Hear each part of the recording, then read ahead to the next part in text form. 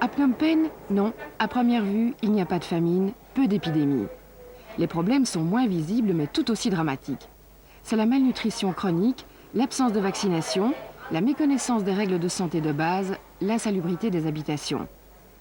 En un mot, le problème est le décalage entre la population et les maigres structures de santé existantes. Ces jeunes femmes ont reçu une formation médicale de base, quelques dizaines d'heures. Elles continuent à recevoir 2 heures de cours chaque semaine. Elles ont effectué une enquête exhaustive sur les problèmes du quartier, 1800 familles, chacune s'occupant du pâté de maison où elle habite. Elles conseillent, elles identifient les risques, montrent et expliquent les gestes simples qui peuvent sauver, réfèrent le cas échéant sur une structure de santé. Le point important est qu'elles appartiennent toutes au quartier. Elles ont été choisies par la communauté, elles sont acceptées et peuvent sans difficulté effectuer un suivi régulier. Retivi s'occupe de la famille Sobol. La mère a la tuberculose. Le père en est mort. Ils vivent dans de telles conditions de promiscuité que les enfants n'ont aucune chance d'y échapper. Le rôle de Retivi est donc de leur expliquer la nécessité de suivre le traitement antituberculeux. Elle s'occupe également des négociations administratives pour la réintégration des enfants à l'école. Mais les soins qu'implique la tuberculose durent plusieurs mois et les améliorations sont lentes. Sans une personne bien intégrée dans la communauté comme les Retivi, il est très probable que le traitement serait abandonné, que les médicaments seraient revendus par la mère. En effet, le seul revenu de la famille est l'exploitation d'un tout petit étal de canne à sucre. Une journée un peu difficile signifie donc l'impossibilité d'acheter le riz ou l'eau pour le jour suivant. Nous tentons actuellement de développer quelques prêts pour que ce genre de famille puisse augmenter leur fonds de commerce. Mais trop souvent, ces familles sont déjà endettées et l'argent ne sert qu'à rembourser les créanciers. Ici, il semble que les niveaux de vie se soient un peu améliorés.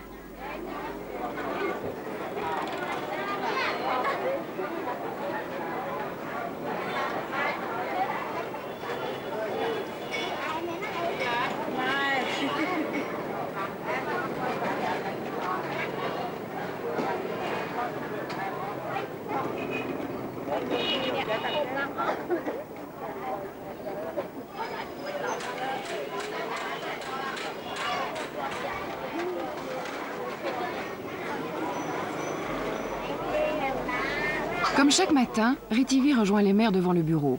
Ce sont des mères d'enfants ayant des séquelles de polio pour la plupart. Retivi les emmène dans un centre de rééducation situé à l'autre bout de la ville. Ces enfants, s'ils suivent régulièrement les séances, ont une chance de pouvoir être appareillés et de retrouver un jour une certaine autonomie. Mais là encore, le suivi est indispensable. En effet, la rééducation dure de nombreux mois. De plus, elle impose la venue au centre de l'enfant et de sa mère 4 heures chaque jour, ce qui signifie bien entendu une baisse sensible des revenus.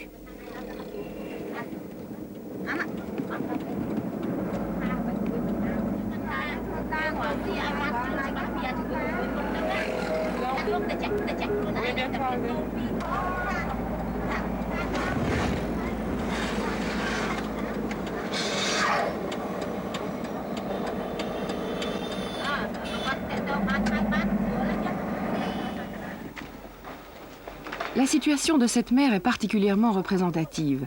Elle a 4 enfants à charge, sans compter son père et sa grand-mère dont elle assure également l'existence.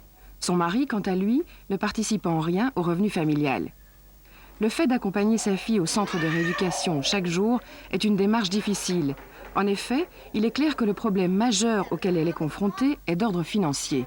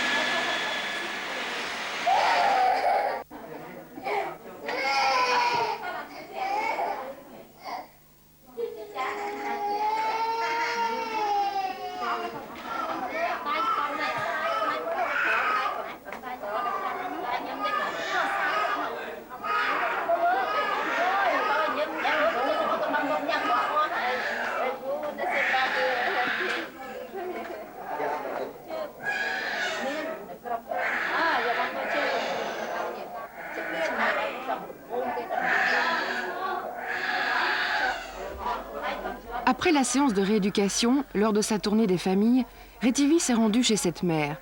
Elle a essayé de cerner les difficultés de la famille. Peut-être un prêt serait-il à envisager pour résoudre le problème financier.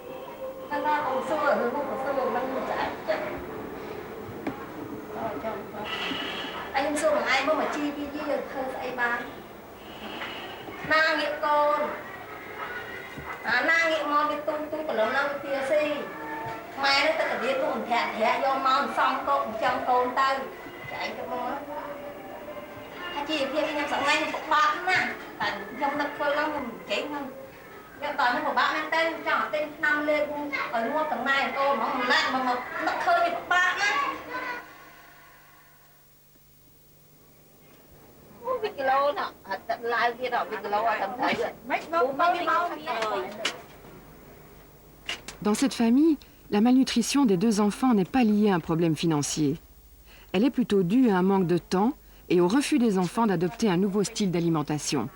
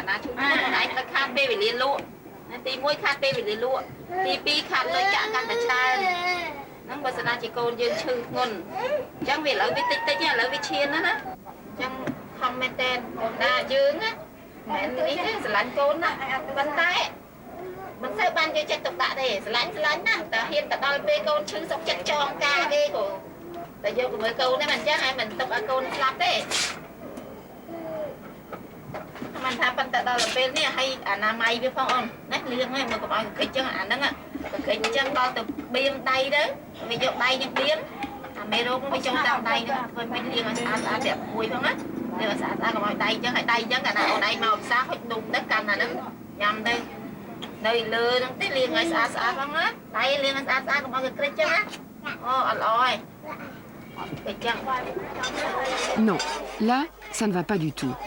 L'auxiliaire s'est laissée emporter. Elle culpabilise la mère, elle l'abreuve de toute une série de conseils qu'elle ne pourra pas respecter, ce qu'il ne faudrait jamais faire. Il faut au contraire que la mère ait confiance en elle, l'accompagner au marché, faire la cuisine avec elle, lui montrer qu'il s'agit bien de choses simples, de choses qu'elle peut réaliser.